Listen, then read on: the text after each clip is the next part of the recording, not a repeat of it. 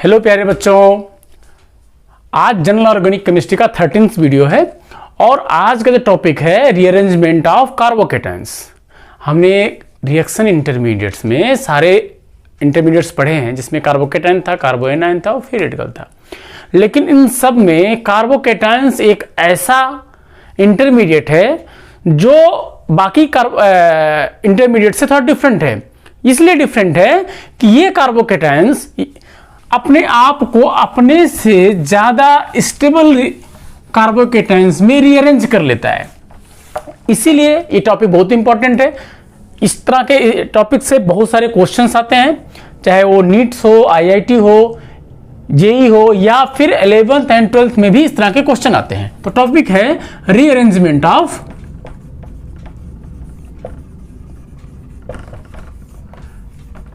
Carbocation. ठीक है, कार्बोकेटायंस का मतलब हुआ कार्बन पे प्लस चार्ज, जो हमने पहले भी रिएक्शन इंटरमीडिएट में पढ़ा चुके हैं। अब कार्बोकेटायंस को स्टेबलाइज करने के लिए हमें कुछ चीजों को याद करना होगा, रिमाइंड करना होगा। जब हम कार्बोकेटायंस पढ़ रहे थे या आपने कभी पढ़ा होगा, नहीं पढ़ा तो आप पढ़ सकते हो, यूट्यूब पे अवेलेबल बहुत सारे वीडियो हैं। आप टाइप करो कार्बोकेटायंस बाय मिस्ट्री ऑफ साइंस, आपको मिल जाएगा। तो हमने जो कार्बोकेटायंस के बारे में समझा वो ये समझा कि 3 degree carbocations more stable than 2 degree carbocations then 1 degree carbocations then methyl carbocations. क्यों, इसको हमने पहले एक्सप्लेन किया क्यों होते हैं। अच्छा, इसके साथ साथ हमने ये भी पढ़ा था कि कार्बोकेटायंस को स्टेबलाइज करने वाले जो इलेक्ट्रॉनिक इफेक्ट हैं वो क्या क्या हैं। वो इफेक्ट थे रिजोनेंस, वो इफेक्ट था mesomeric. Resonance and mesomeric both are same. वो इफेक्ट था अल्फा हाइड्रोजन इफेक्ट या इसको बोलते थे हाइपर कंजुगेशन। और एक था जो इंपॉर्टेंट इलेक्ट्रॉनिक इफेक्ट था वो था इंडक्टिव इफेक्ट। ये 3 इलेक्ट्रॉनिक इफेक्ट थे जो कार्बोकेटायंस को या कार्बोएनायंस को या फ्री रेडिकल को स्टेबलाइज या डिस्टेबलाइज करते थे।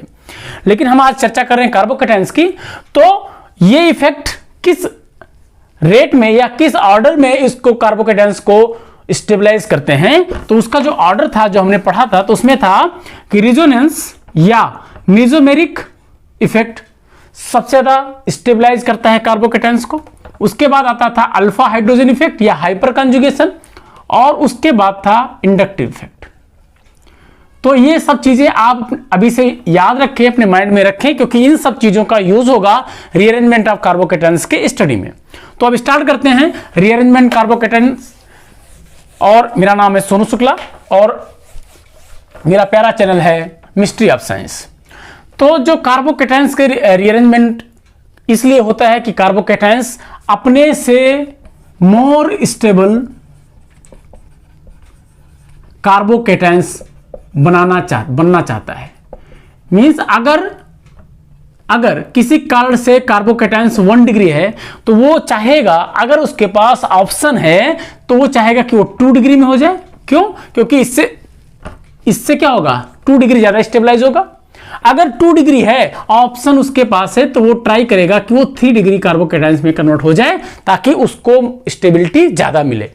ठीक है, सारे रिएक्शंस इन्हीं स्टेबिलिटी पे ही डिफाइन कर, रिएक्शन मैकेनिज्म जो आप पढ़ोगे तो इन्हीं को ही डिस्क्राइब करना होगा कि कौन सा कार्बोकेटायंस किस तरह का प्रोडक्ट बना रहा है, या रिएक्टेंट के बाद जब रिएजेंट अटैक कर रहा है तो अगर कार्बोकेटायंस के थ्रू जा रहा है तो कौन सा कार्बोकेटायंस के थ्रू प्रोडक्ट बनेगा। तो अगर इन कार्बोकेटायंस क्यों रीअरेंज करता है, वो क्या करने के लिए, अपने से ज्यादा मोर स्टेबल कार्बोकेटायन बनाने के लिए। अच्छा, तो जो ये कार्बोकेटायंस का रीअरेंजमेंट होगा वो मेनली 3 तरह से हो सकता है। पहला है hydride shift. Hydride shift means reaction में, रीअरेंजमेंट में -H रीअरेंज हो, इसके थ्रू रीअरेंज हो। दूसरा था कि मेथाइल शिफ्ट। मेथाइल शिफ्ट का मतलब हुआ CH3-। ठीक है, और लास्ट थर्ड है फेनाइल शिफ्ट। फेनाइल शिफ्ट का मतलब हुआ पीएच माइनस, या अगर इसको आप कंफ्यूज हो रहे हो तो पीएच का मतलब होता है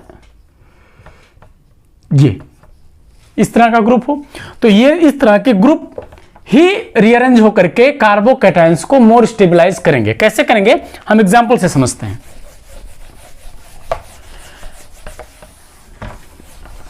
जैसे एग्जांपल है CH3CH, अगर मैं इसको बनाऊं CH करके ऐसे CH2 प्लस, ये कार्बोकैटायंस है।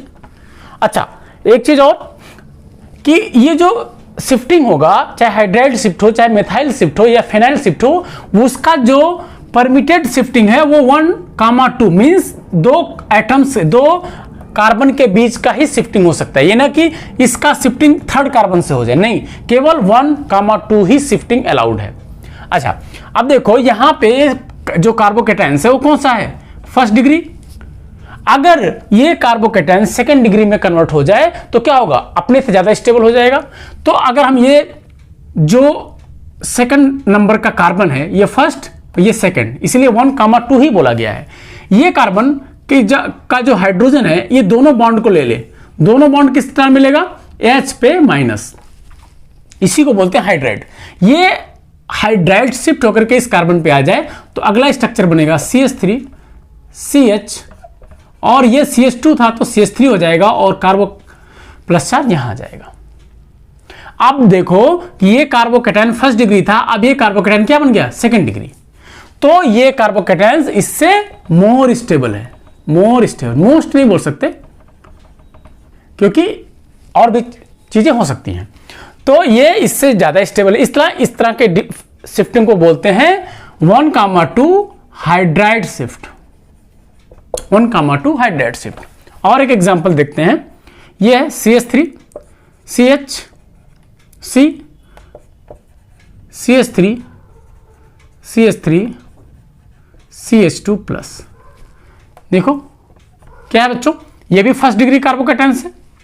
अगर ये first degree carbocations 1,2 methyl shift हो जाए, क्या हो जाए, मेथाइल शिफ्ट,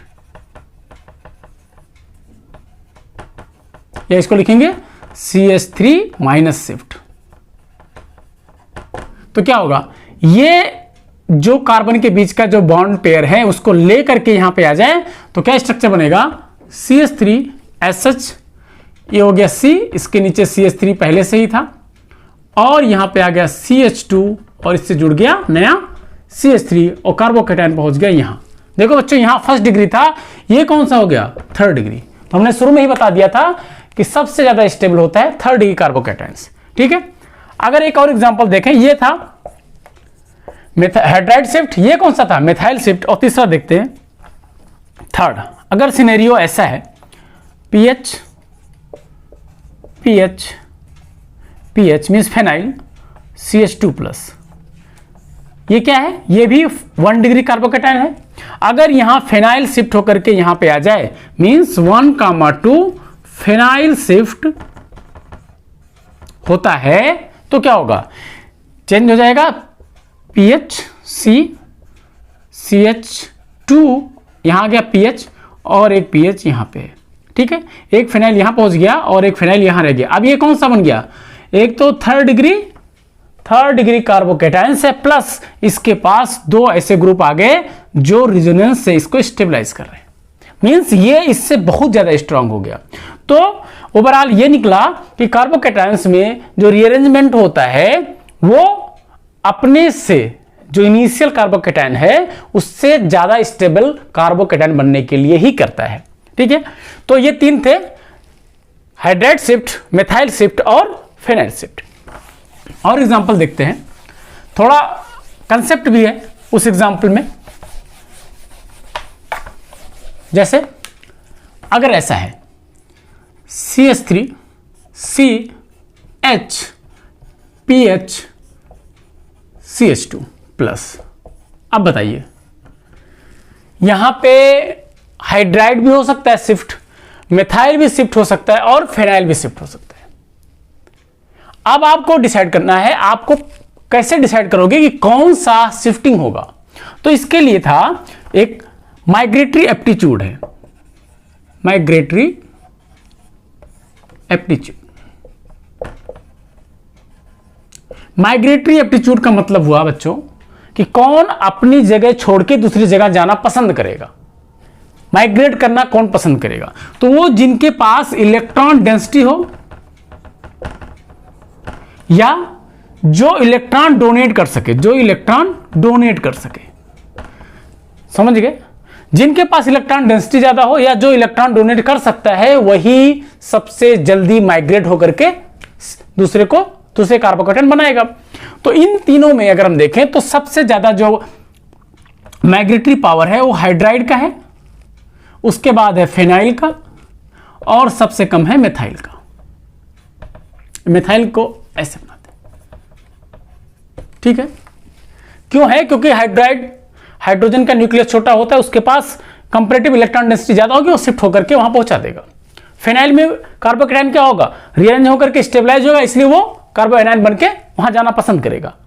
लेकिन यहां पे CH3 में क्या है? इनसे कंपैरिजन में कम स्टेबलाइज होगा कार्बोएनायन, इसलिए वो लास्ट में आता है। अच्छा, ये चीज के अलावा तो इसका मतलब यहां पे अगर हम देखें तो यहां पे सबसे पहले शिफ्ट को कौन सा होगा? 1, 2। इन सब में प्रायोरिटी सबसे ज्यादा हाइड्राइड की है, तो हाइड्राइड शिफ्ट होकर के क्या बनाएगा? CH3 CPH CH3 कार्बोकेटायंस, 3rd degree कार्बोकेटायंस, ठीक है। अच्छा, इस प्रायोरिटी को हम और थोड़ा सा एक्सटेंडेड करें तो क्या होगा? तो हो जाएगा, अगर मैं देखूं कि ये CH3 anions, CH3 CH2 anion, CH3 CH3 H anion और CH3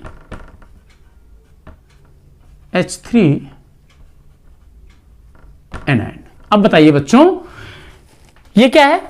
3 डिग्री कार्बोएनायंस, 2 डिग्री कार्बोएनायन, 1 डिग्री कार्बोएनायंस और ये मेथाइल, ठीक है। अब बताओ कि कौन सा, किस ग्रुप में, इन ग्रुप हो गए ना, किस एनायन में या किस कार्बोएनायन में इलेक्ट्रॉन डेंसिटी ज्यादा है? क्योंकि माइग्रेटरी पावर किस पे डिपेंड करता है? इलेक्ट्रॉन डेंसिटी पे। तो यहां देखो, यहां से शुरू करते हैं। 3rd डिग्री पे क्या है? अब देखो, ये कार्बोएनायंस क्या हो रहा है? क्या स्टेबल है? स्टेबल होगा तो रुक जाएगा, क्यों करना जाएगा? इलेक्ट्रॉन देगा ही नहीं। लेकिन यहां देखो, यहां से देखो बच्चों, इसको स्टेबलाइज क्या ये तीनों ग्रुप कर रहे हैं? नहीं कर रहे, क्योंकि ये क्या दे रहे हैं? ये तीनों प्लस आई इफेक्ट दे रहे हैं। प्लस आई इफेक्ट होने के नाते यहां क्या होगा? कार्बन के ऊपर इलेक्ट्रॉन डेंसिटी बढ़ जाएगी। इलेक्ट्रॉन डेंसिटी बढ़ जाएगी तो क्या होगा? उसकी माइग्रेटरी पावर ज्यादा होगी। यहां 2 डिग्री पे दो तरफ से प्लस आई इफेक्ट है, इसलिए इसका माइग्रेटरी पावर इससे कम लेकिन इससे ज्यादा होगी। यहां देखो, एक तरफ से माइग्रेटरी पावर के लिए इसको प्लस आई इफेक्ट दे रहा है, तो ये क्या करेगा? इससे ज्यादा होगा लेकिन इससे कम होगा। इस पे पास कुछ नहीं है, इसलिए इनकी सीरीज में सबसे ज्यादा मैग्नेटिक पावर टर्सरी का, फिर सेकेंडरी का, फिर प्राइमरी का और लास्ट में मिथाइल का। ठीक है, तो ये रहा कि अगर हम इसको इस माइग्रेटरी एप्टीट्यूड को और थोड़ा बढ़ाएं तो क्या होगा? ये होगा hydride, then phenyl, then 3 degree, then 2 degree, then 1 degree, then methyl. समझ आ गया? तो अगर सिनेरियो आपको ऐसा मिलता है कि जहां 2 डिग्री भी लगा हुआ है, 3 डिग्री भी लगा हुआ है, तो अगर ऑप्शन आपको के पास के मिथाइल शिफ्ट ही करना है तो इन मिथाइल में इस टेबल को याद रखना है, इस प्रायोरिटी को याद रखना है कि टर्सरी को सबसे ज्यादा माइग्रेटरी करनी है। ठीक है, अगर हमने मिथाइल के बारे में चर्चा कर लिया, अगर हम फिनाइल के बारे में भी ऐसा सिनेरियो हो, फिनाइल के बारे में ऐसा सिनेरियो हो, जैसे आप देखो कार्बोएनायन जब मैंने पढ़ाया था ना, तो ये सारी चीजें डिस्कस की थी हमने।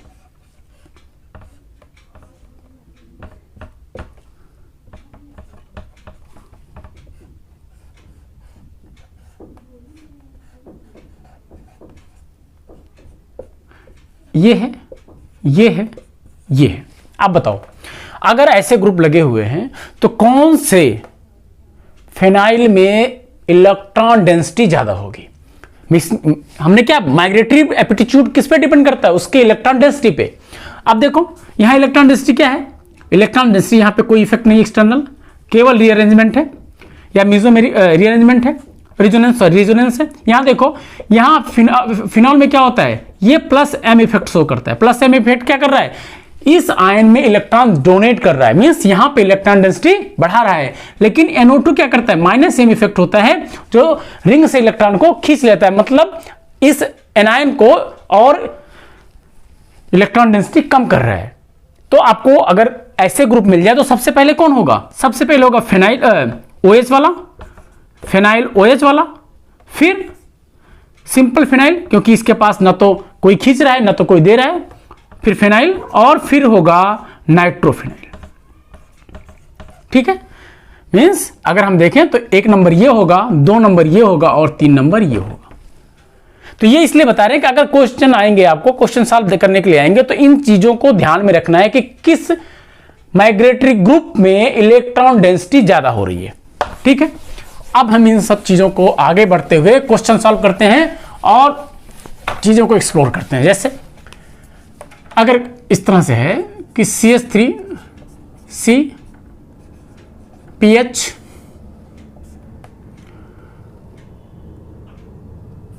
CH3 CH2 प्लस, अब बताइए यह कौन सा शिफ्ट होगा, मेथाइल होगा या फिनाइल होगा। तो यहां पे हमने जो माइग्रेटरी एप्टीट्यूड के हिसाब से क्या होगा, फिनाइल होगा। तो 1,2 फिनाइल शिफ्ट, 1,2 फिनाइल शिफ्ट, तो क्या होगा, ये यहां चला जाएगा तो बन जाएगा CH3 C, यहां CH3 ऊपर वाला नीचे लिख दे रहा हूं, और यहां CH2 के आगे फिनाइल जुड़ जाएगा और कार्बोकेटायन यहां बन गया। ठीक है, अच्छा इसमें एक और कंफ्यूजिंग क्वेश्चन है। अगर देखें तो ये क्या बना, ये 3 डिग्री कार्बोकेटायन, ये 1st डिग्री कार्बोकेटायन था। अगर हम माइग्रेटरी एप्टीट्यूड को भूल जाएं, पुराने कंसेप्ट पे आए, तो क्या होगा, अगर हम मेथाइल शिफ्ट कर दें, ये रूट A है, ये रूट B मान लेता हूं, तो क्या होगा, CH3 ये चला गया तो यहां फिनाइल रह गया, ये कार्बोकेटायन बना, और CH2 CH3। देखो बच्चों, बड़ा कंफ्यूजिंग क्वेश्चन है और इसमें बहुत अच्छी सीख है कि यहां पे भी 3 डिग्री कार्बोकेटायन बना, प्लस अब देखो तो क्या होगा, यहां पे आपको रिजोनेंस, यहां देखो प्लस आई इफेक्ट मिल रहा है, दो तरफ से प्लस आई इफेक्ट, प्लस क्या मिल रहा है, फिनाइल या बेंजीन रिंग क्या देता है, रिजोनेंस देता है। तो हमने पहले बता दिया कि रिजोनेंस ज्यादा स्टेबलाइज करता है, देन हाइपर कंजुगेशन, ये देन इंडक्टिव, यहां हाइपर कंजुगेशन भी है, चलो दो तरफ से हाइपर कंजुगेशन भी, अल्फा हाइड्रोजन इफेक्ट भी है। यहां देखो बच्चों, तो यहां पर प्लस आई इफेक्ट है, प्लस 3 तरह से क्या होगा, अल्फा हाइड्रोजन इफेक्ट भी है, तो ऐसे केसेस में बहुत कंफ्यूजन आ जाती है कि रिजोनेंस तो ज्यादा स्टेबलाइज कर रहा है, इसका मतलब ये कार्बोकेटायन ज्यादा बनेगा। बच्चों ये स्टेबलाइज है, इसका मतलब ये थर्मोडायनेमिकली कंट्रोल प्रोडक्ट है, लेकिन यहां क्या है, ये फास्ट एज पर एप्टीट्यूड से बन रहा है, एज पर माइग्रेटरी एप्टीट्यूड से बन रहा है, तो ये काइनेटिकली जल्दी बनेगा, तो काइनेटिकली कंट्रोल प्रोडक्ट बन रहा है, और काइनेटिकली कंट्रोल प्रोडक्ट ही स्टेबल माना जाता है, क्योंकि वो फास्ट बनेगा, और जो फास्ट बनेगा वो इसको बनने का चांस ही नहीं मिलेगा।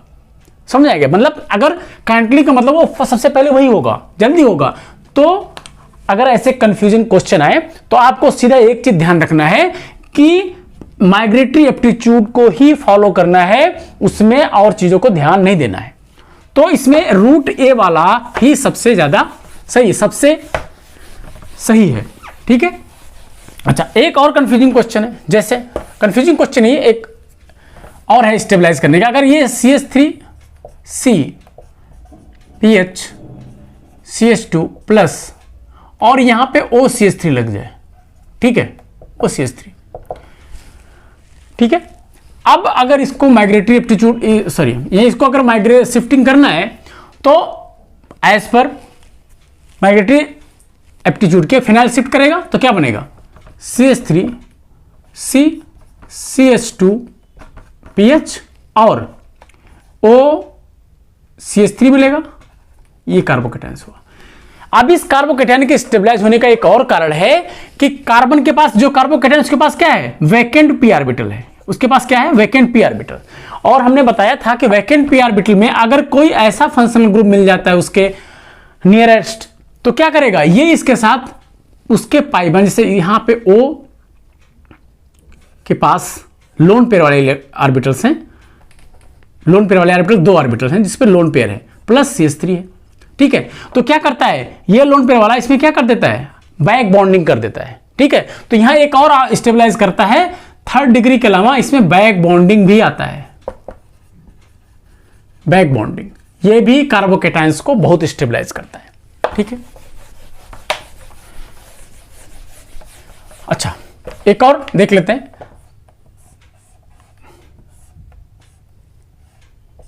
अगर ये कार्बोकैटायन है, अगर ये कार्बोकैटायन है तो इसमें देखो इधर क्या है, इधर एक हाइड्रोजन है और इधर एक हाइड्रोजन है, ठीक है, इधर भी हाइड्रोजन है। अब कंफ्यूजन ये है कि ये हाइड्राइड शिफ्ट करे या ये हाइड्राइड शिफ्ट करे।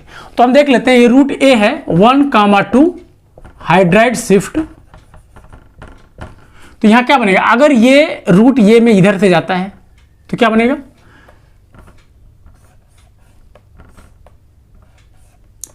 ये यहां चला गया तो इसको न्यूट्रल यहां पहुंच गया, सपोज करो मैं बना दे रहा हूं, और तो पॉजिटिव चार्ज यहां आ गया, ठीक है, पॉजिटिव चार्ज यहां आ गया।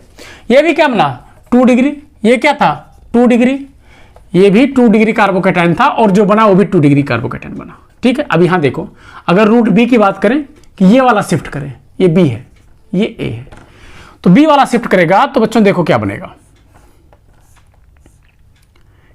क्या हुआ, यहां का प्रोटॉन चला गया तो यहां प्लस चार्ज आ गया और यहां जुड़ गया, ठीक है, यहां ऑलरेडी प्रोटॉन था। तो यहां क्या हुआ, यहां भी 3 डिग्री कार्बोकैटायन बना। तो हमने बताया कि कार्बोकैटायन तभी रीअरेंजमेंट होगा जब उसको अपने से ज्यादा स्टेबल कार्बोकैटायन मिलेगा, अपने से ज्यादा स्टेबल कार्बोकैटायन मिलेगा। तो ये देखो, ये 3 डिग्री था, ये 2 डिग्री था, मतलब ये रूट नहीं होगा, ये रूट नहीं होगा, वो हमेशा ट्राई करेगा कि इस वाले सेकंड हाइड्राइड शिफ्ट करे, ना कि इस वाले सेकंड हाइड्राइड शिफ्ट करे, ठीक है, क्योंकि ये भी दूसरे पोजीशन पे था, ये भी दूसरे पोजीशन पे था, ठीक है। चलो एक और क्वेश्चन थोड़ा सा मजेदार, अगर ऐसा है,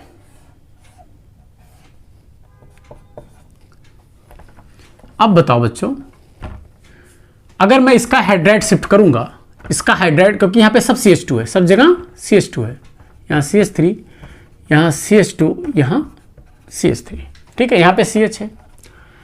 तो अगर यहां हाइड्राइड शिफ्ट करेंगे तो ये दोनों बीच में है, इधर करे या इधर करे, दोनों का सेम है। तो 1,2 हाइड्राइड शिफ्ट क्या होगा, हाइड्राइड शिफ्ट में कि यहां से चला गया, यहां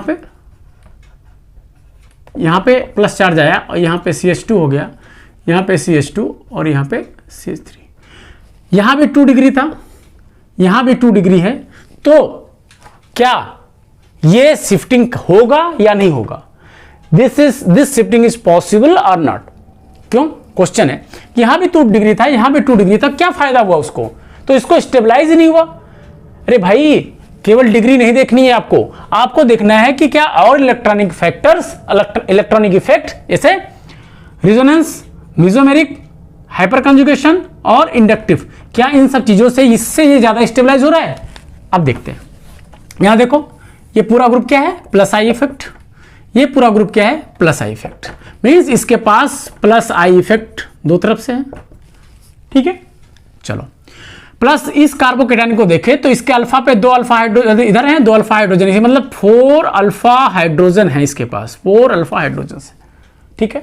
अच्छा, इस सेकेंडरी कार्बोकैटायन को देखें अगर हम, तो इसके पास इधर से भी प्लस आई इफेक्ट और इधर से भी plus I effect, means 2 plus I effect इसके पास भी है प्लस। अब देखो चेंज क्या हो रहा है, यहां अल्फा हाइड्रोजन कितने, 3 और 2 5, इसके पास 5 अल्फा हाइड्रोजन है, जिसके पास जितना हाइपर कंजुगेशन वो उतना ज्यादा स्टेबलाइज, जिसके पास जितना हाइपर कंजुगेशन वो उतना ही स्टेबल कार्बोकैटायन होगा। यहां देखो, यहां 4 हाइपर कंजुगेशन स्ट्रक्चर बनेंगे, यहां 5 हाइपर कंजुगेशन स्ट्रक्चर बनेंगे, तो इस तरह का शिफ्टिंग होगा।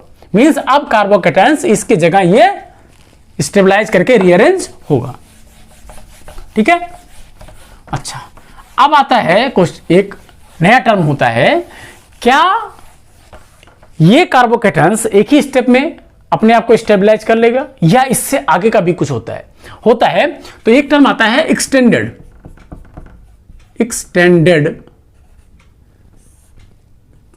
रीअरेंजमेंट या एक्सटेंडेड शिफ्टिंग बोल दो। एक्सटेंडेड क्या होता है? एक्सटेंड का मतलब वो आगे की तरफ, थोड़ा और आगे बढ़ा लो उसको। जैसे अगर हम बात करें इस कार्बोकैटायन की CH3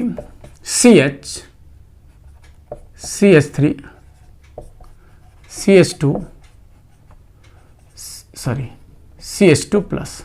अब देखो ये क्या है, 1 डिग्री कार्बोकैटायन। चलो स्टेबलाइज बनाते हैं, 1,2। यहां तो हाइड्राइड शिफ्ट होगा क्योंकि सबसे ज्यादा प्रायोरिटी हाइड्राइड को है। हाइड्राइड शिफ्ट क्या होगा, यहां का हाइड्राइड है, सपोज करिए ये ऐसे था, ये चला गया, तो क्या बन जाएगा CH3 CH और ये हो गया CH3, आ गया कार्बोकैटायन। ये क्या बन गया, सेकेंड डिग्री। क्या हो गया इसकी शिफ्टिंग? क्या ये आगे स्टेबलाइज हो गया? क्या इससे आगे की पॉसिबिलिटी है? ये सेकंड डिग्री हो गया कार्बोकैटायन, फर्स्ट से सेकंड में स्टेबलाइज हो गया? नहीं, अब भी चांसेस है कि ये यहां शिफ्ट हो या यहां शिफ्ट कर ले, इसके साथ हाइड्राइड शिफ्ट कर ले या इसके साथ करेगा तो वापस 1 डिग्री हो जाएगा, जो नहीं करनी है। हमेशा जो एक्सटेंडेड शिफ्टिंग का कंसेप्ट है, एक्सटेंडेड शिफ्टिंग ये नोट कर लीजिए, to get more stable carbocation till get to get more shifting till get more stable carbocations in each step। इसका मतलब क्या हुआ? इसका मतलब यह हुआ कि हम एक्सटेंडेड का शिफ्टिंग तभी करेंगे जब हर स्टेप में, जैसे ये स्टेप पहला, वहां भी इससे ज्यादा स्टेबल कार्बोकैटायन मिले, अगला हम करें तो इससे ज्यादा का स्टेबल कार्बोकैटायन बने, तभी हम शिफ्टिंग करें। मतलब अगर 1 डिग्री है तो 2 डिग्री तक जाएंगे तो शिफ्टिंग होगा, लेकिन 2 के बाद 1 डिग्री में शिफ्टिंग नहीं होगा। ठीक है, मतलब 1 डिग्री के बाद 2 डिग्री पहुंच जाओ, 2 डिग्री बाद 3 डिग्री अगर पॉसिबिलिटी है तभी आपको शिफ्टिंग करनी है, या 3 डिग्री के बाद मोर स्टेबल 3 डिग्री मिलता है तभी आगे शिफ्टिंग करनी है, एक्सटेंडेड शिफ्टिंग, नहीं तो शिफ्टिंग नहीं करनी है। क्लियर? नहीं समझ में आया? फिर मैं समझाता हूं कि शिफ्टिंग तब तक करनी है जब तक सबसे ज्यादा स्टेबल कार्बोकैटायन ना बन जाए। प्लस ऐसे शिफ्टिंग में कभी भी बीच में ऐसा शिफ्टिंग नहीं होना चाहिए कि जो पहले से कम स्टेबल हो। ठीक है, जैसे 1 से 2 हो, 2 से 3 हो, या 3 से मोर स्टेबल 3 हो तो होना है, 1 से 2 हो लेकिन 1 फिर हो जाए, या 3 होके फिर 1 होके फिर 3 मोर स्टेबलाइज हो जाए, तो ऐसे शिफ्टिंग अलाउड नहीं है। ठीक है, तो अगर हम यहां देखें तो ये 2 डिग्री बन गया। अगर यहां से फिर से हाइड्राइड शिफ्ट हो जाए तो क्या बनेगा, CH3 CH2 हो गया, ये CH3 हो गया, और अब कार्बोकैटायन कौन सा हो गया, टर्सरी कार्बोकैटायन। अब क्या हो गया, टर्सरी कार्बोकैटायन। मींस यहां पे एक्सटेंडेड शिफ्टिंग अलाउड है। ठीक है, एक्सटेंडेड शिफ्टिंग अलाउड है। ठीक है, और देखते हैं।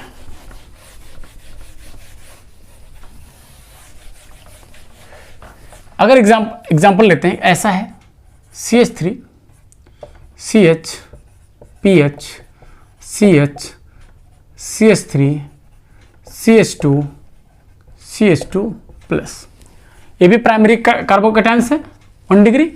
अगर इसमें पहला 1,2 हाइड्राइड शिफ्ट करते हैं तो क्या होगा, यहां से पहला हाइड्राइड यहां बनेगा carbocations, means CH3 CH CH CH CH3।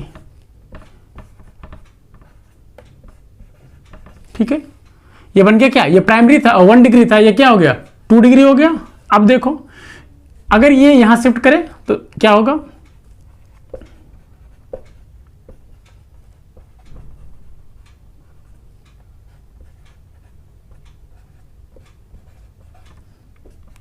लो ये 3 डिग्री कार्बोकेटायन बन गया। तो क्या स्टेबल हो गया? क्या इसके आगे भी शिफ्टिंग हो सकती है?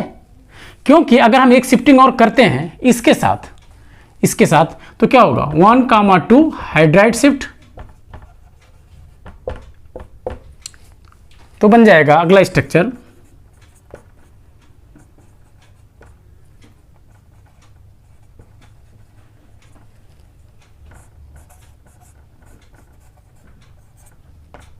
अब देखो इस कहानी में क्या है, इस कहानी में देखो यहां पे क्यों किया गया, क्या ये करना अलाउड है या नहीं है? हमने बता दिया था कि एक्सटेंडेड शिफ्टिंग तभी करेंगे जब तक उसको सबसे मोस्ट स्टेबल कार्बोकेटायन ना मिल जाए। ये भी 3 डिग्री था, ये भी 3 डिग्री है, ये भी 3 डिग्री है। क्या ये 3 डिग्री इस 3 डिग्री से ज्यादा स्टेबलाइज है? देखते हैं यहां पे देखो, इस 3 डिग्री को स्टेबलाइज करता है प्लस आई इफेक्ट, इधर से भी इधर से भी इधर से भी, प्लस इसके पास हाइपर कॉन्जुगेशन है 3 2 5 1 6 6 अल्फा हाइड्रोजन इफेक्ट है, दो तरह से स्टेबलाइज हो रहा है। यहां पे देखें तो यहां का कार्बोकेटायंस तो प्लस आई इफेक्ट इधर से और इधर से मिल ही रहा है, प्लस आई इफेक्ट, प्लस इसके पास अल्फा हाइड्रोजन भी है 3 और 4 अल्फा हाइड्रोजन भी है, प्लस इसके पास रिजोनेंस मिल रहा है, इसके पास पॉजिटिव आ गया कि इसके पास रिजोनेंस हो रहा है, इसलिए ये ज्यादा स्टेबलाइज कार्बोकेटायन होगा। तो ये एक्सटेंडेड शिफ्टिंग तब तक करनी है जब तक सबसे स्टेबल कार्बोकेटायन ना मिल जाए, ठीक है। अच्छा, ऐसे इस स्टेबिलिटी का यूज कहां है? जब आप रिएक्शन कोई कंपाउंड बनाते हो, एक्चुअली बनाते हो लैब में, तो क्या होता है कि हम बनाना चाहते हैं कि हमारे इसी कार्बोकेटायन से प्रोडक्ट जुड़ जाए, इसी कार्बोकेटायन सपोज करो इसी से हमारा Cl जुड़ जाए या कोई भी न्यूक्लियोफाइल आके जुड़ जाए।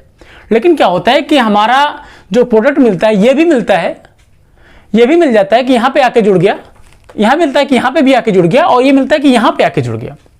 लेकिन एक मिल गया 90%, एक मिल गया 5%, एक मिल गया 3% और एक मिल गया 2%। क्यों? रीजन था कि जो कार्बोकेटायन बना, जो सबसे स्टेबल कार्बोकेटायन होगा वही रिएक्शन में प्रोसीड करेगा। ये रीजन होता है। आप जब एक्चुअल में केमिस्ट्री करोगे तो इसका इंपैक्ट आएगा, इसका यूज आएगा, प्लस क्वेश्चन तो आएंगे ही कि किसी कंपाउंड में कौन सा कार्बोकेटायन ज्यादा स्टेबलाइज होगा। अच्छा, एक और इसी में है कि बहुत इंपॉर्टेंट क्वेश्चन है कि अगर ऐसा है,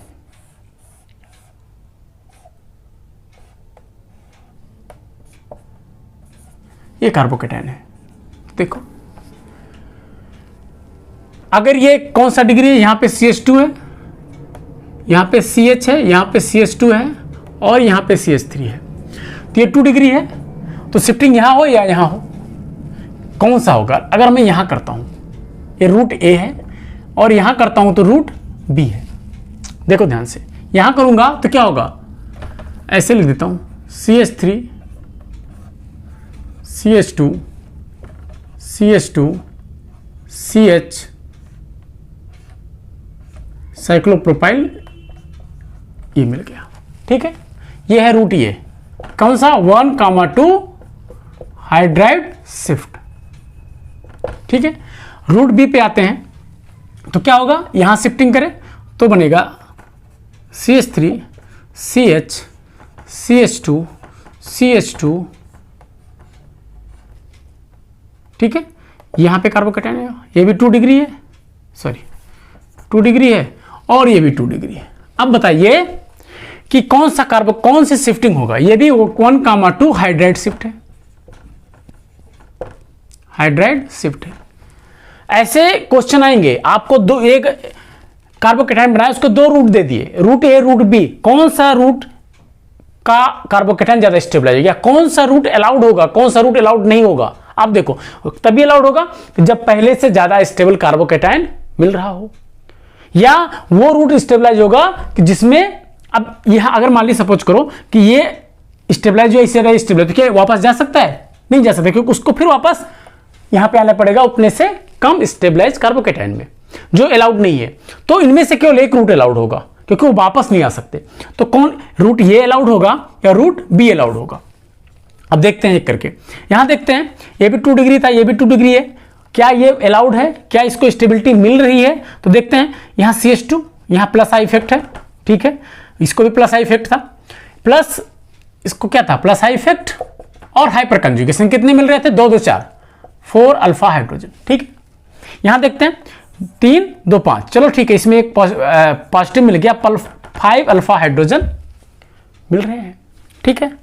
चलो लग रहा है कि ये ज्यादा स्टेबलाइज है। यहां देखते हैं, यहां देखेंगे कि यहां पे इसको क्या मिल रहा है, प्लस आई इफेक्ट तो मिल रहा है, चलो ठीक है। दूसरा देखते हैं कि अल्फा हाइड्रोजन कितने मिल रहे हैं, 2 अल्फा हाइड्रोजन है इसके पास, चलो एक 3 है, सॉरी एक यहां पे भी है, साइक्लोप्रोपाइल पे भी 3 अल्फा हाइड्रोजन। तो ये क्या हो रहा है, ये तो 4 अल्फा हाइड्रोजन थे, यहां 3 अल्फा हाइड्रोजन, मतलब इससे कम स्टेबलाइज है। अब ये लग रहा है कि ये वाला अलाउड नहीं होगा, लेकिन नहीं, हम जब कार्बोकेटायंस की स्टेबिलिटी पढ़ा रहे थे तो आपको बताया था कि कार्बोकेटायंस में सबसे ज्यादा तो ट्राइफेनाइल कार्बोकेटायन होता था, लेकिन उससे भी ज्यादा होता था ये cyclopropyl methyl carbocations, one of the most stable carbocations. ये मैंने बताया था, क्यों? इसकी रीजन था कि एक तो इसकी जो साइक्लोप्रोपाइल रिंग है उसकी न्यूक्लियोफिलिसिटी बहुत ज्यादा होती है, न्यूक्लियोफिलिसिटी ज्यादा होने के नाते ये कार्बोकेटायंस को स्टेबलाइज कर देता है, ठीक है। अच्छा, इससे अलावा अगर इसके देखें तो ये कार्बोकेटायंस सबसे ज्यादा स्टेबल था,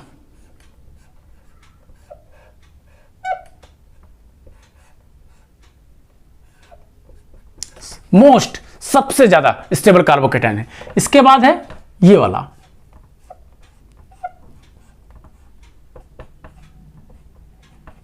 और उसके बाद है, इसके बाद है नंबर ये वाला साइक्लोप्रोपाइल मिथाइल कार्बोकेटायंस। यहां देखो बच्चों, यहां क्या मिल रहा है आपको, cyclopropyl methyl carbocations, one of the most stable carbocations, plus इसको इंडक्टिव इफेक्ट और हाइपर कॉन्जुगेशन भी स्टेबलाइज कर रहा है, तो सबसे ज्यादा स्टेबल ये होगा।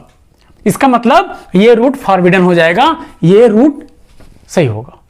Cyclopropyl carbocations, one of the most stable carbocations. ये क्वेश्चन अक्सर आते हैं नीट्स और एग्जाम में कि अगर कार्बोकेटायंस से पूछा गया तो साइक्लोप्रोपाइल को लेकर एक आध क्वेश्चन पूछा ही जाता है। तो इस बात को याद रखो कि साइक्लोप्रोपाइल कार्बोकेटायंस में टर्सरी साइक्लोप्रोपाइल कार्बोकेटायंस या 20 साइक्लोप्रोपाइल कार्बोकेटायंस या साइक्लोप्रोपाइल मिथाइल कार्बोकेटायंस में सबसे ज्यादा stable tertiary tricyclopropyl methyl carbocations होता है, ठीक है।